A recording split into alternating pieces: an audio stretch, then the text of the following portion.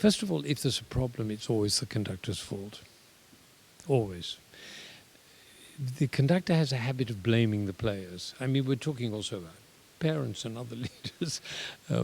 It's not a bad idea to think, if something goes wrong, I'm responsible for it. Let me give you a funny example.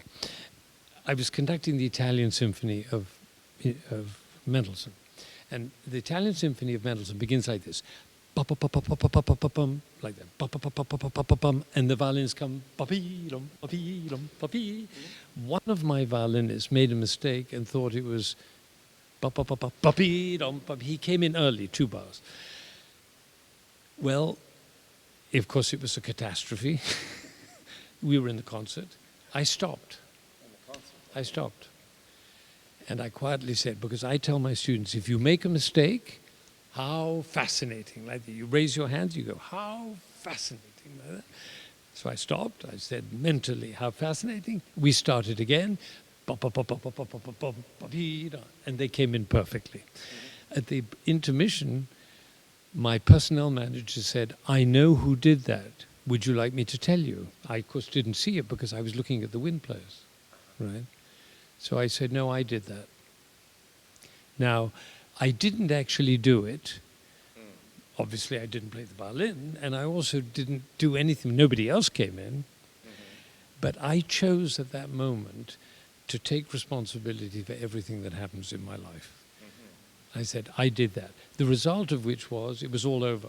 If I'd said, yes, I do want to know who that was, then there would have been a problem, he would have been fired, the union would have got involved, there would have been arguments, and we would have been what we call the downward spiral. Right. This way, at the moment, it's all over, you see? And would that ever happen again? Never, never. Because now, if I conduct Mendelssohn in Italian, I go,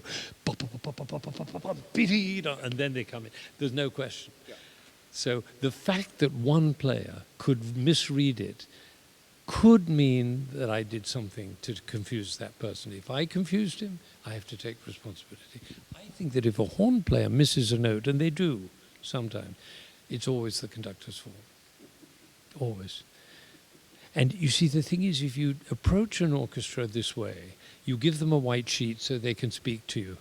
You take responsibility for everything they do, and if they make a mistake, if they make a mistake, instead of getting angry with them, how fascinating.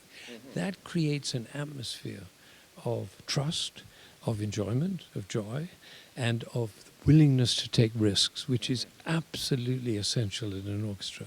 When you see this orchestra play, you will see an orchestra willing to take risks, tremendous risks. They go like that. They go like that, and that creates a tremendous frisson, a real excitement in the audience and in each other.